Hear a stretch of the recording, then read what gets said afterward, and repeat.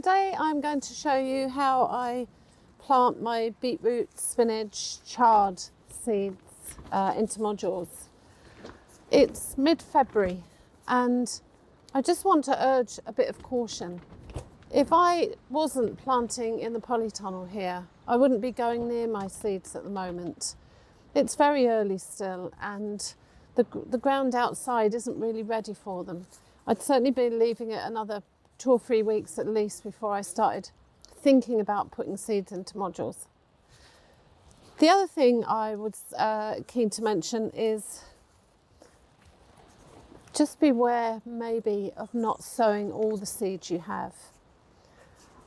Every seed in a packet is potentially a plant. So if you happen to have a packet of lettuce plants and you sow the whole packet, you might potentially have 1,000 little lettuce plants growing that you've got to prick out and do something with. You're better off planting a few regularly and often, I suppose. Something I myself am not great at is the successional sowing. I find with work and everything I get so busy that I have a bit of a blitz and I sow loads of lettuce or a couple of rows of lettuce with the intention of going back and planting some more a couple of weeks later, and then I forget. And then before I know it, we've used all the lettuce, I haven't got any more. Every year I say to myself, this is something I would like to try and get on top of, and every year I rarely manage to do it. So, but I have learned from my own mistakes not to sow all my seeds in one go.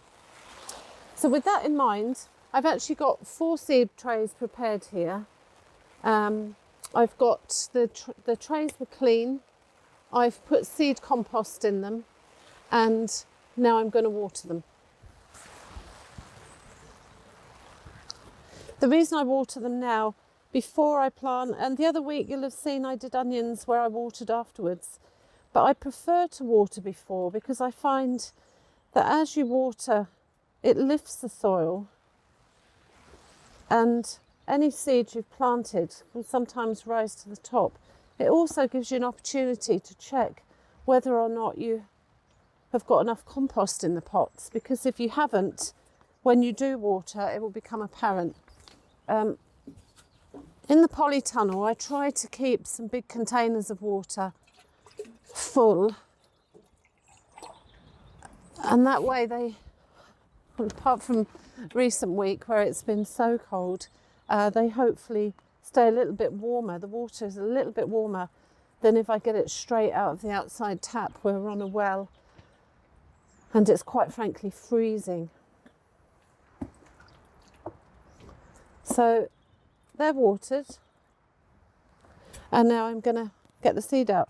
So this is seed from last year. It's perfectly okay to use this again. It was stored in an airtight container somewhere cool. It's a Bloomsday spinach and another heirloom variety that's been around for a very long time.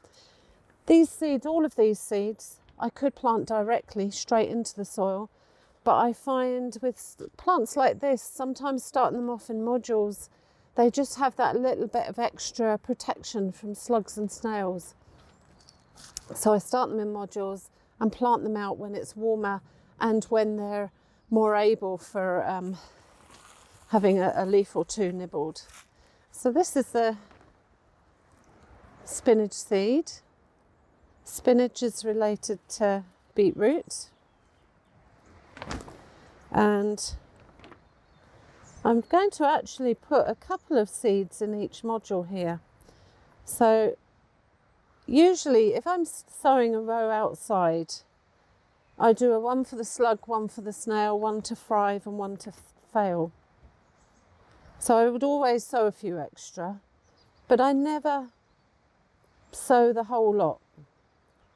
You know, how many spinach plants do you actually want is something to consider. Do you want 10, 20 or 4 or 5 that you take a few leaves and then you grow some new plants? So I have 12 seeds planted there and I'm just going to label them. And once my label is in, then I'm just going to pop them down. So an average guide for how deep is twice their diameter deep. So I'm just barely, they're not huge seeds, just going to cover them down. So that's the spinach.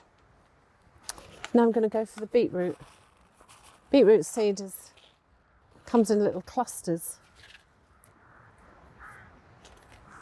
So I don't know if you can see this. I'll see if I can take a zoomed image of some of these seeds because they're amazing. And again, these are quite big modules. So I'm just going to put a couple of seeds in each, spread apart. And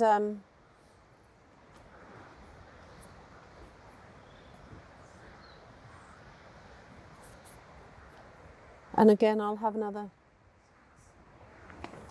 actually have 18 beetroot plants. And these I will be planting in my polytunnel. The great thing about having a polytunnel and an outside area is you do get this succession because things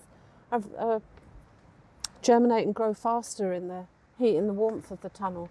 So you'll be eating crops that you've started now, and then the outside stuff comes into its own.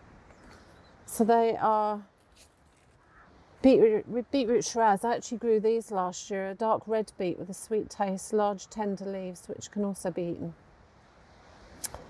And you can sow directly in the ground from March to July. Brown envelope seeds, definitely worth a look. So here you can just see, I just lift it there. I just have a couple in each one. Again, I'm going to label. And plants like this, the lettuce, spinach, chard, can all go. I find I tend to plant it in the front of the beds.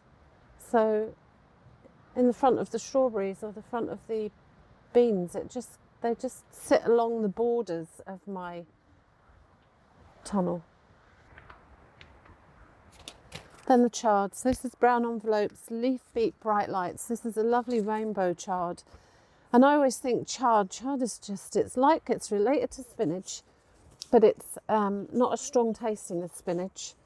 It hardly attracts any insects. The only insects I've really seen being bothersome to chard are a leaf beet miner. And in which case, just keep an eye out for it and remove it if you see it. But we have spinach, we fry it for omelettes, we steam it for an extra on the side of a dinner plate. I was thinking a roast dinner. I've used it instead of spinach in spinach and or chard and cheese puff triangles. So it's a lovely versatile one, and it grows right through. Outdoors it'll grow until the frosts, and you can just keep picking the leaves as a cut and come again.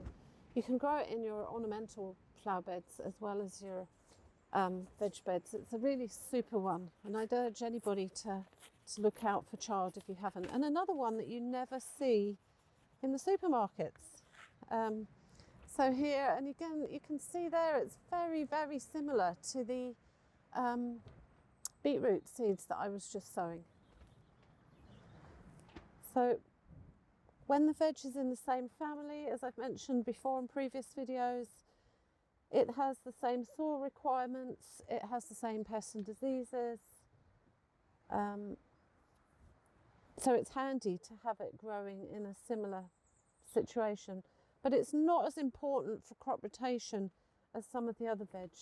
It doesn't suffer some of the soil diseases that other veg do, but I would still urge you to rotate this crop along. So there I have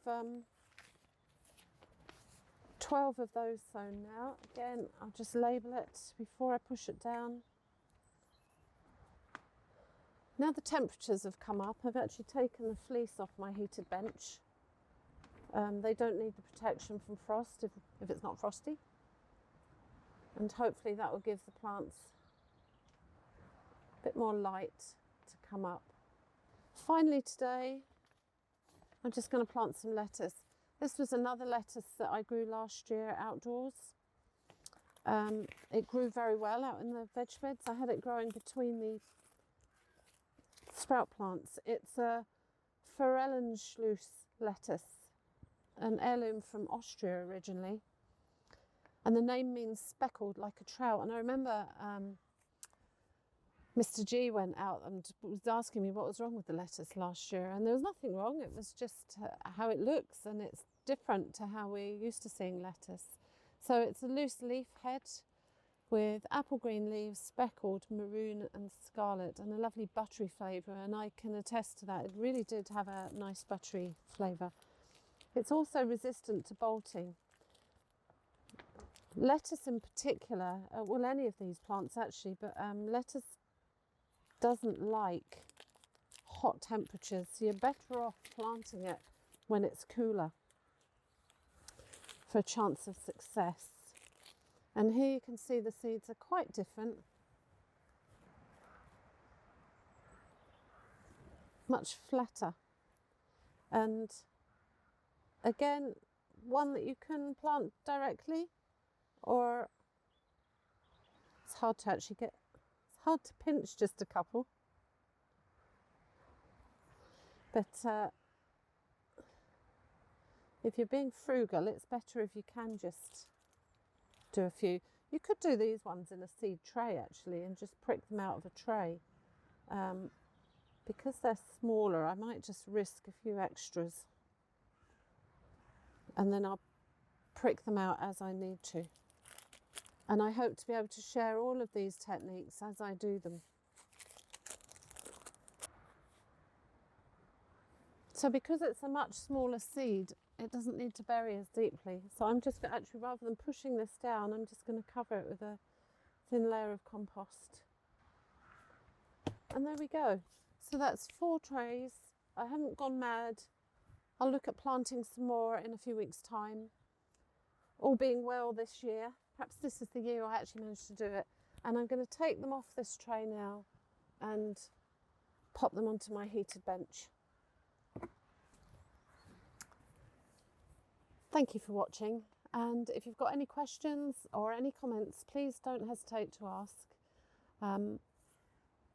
Always trying to remember to tell you everything that I can think of, but sometimes I forget things, so please do ask. And best of luck with your own garden.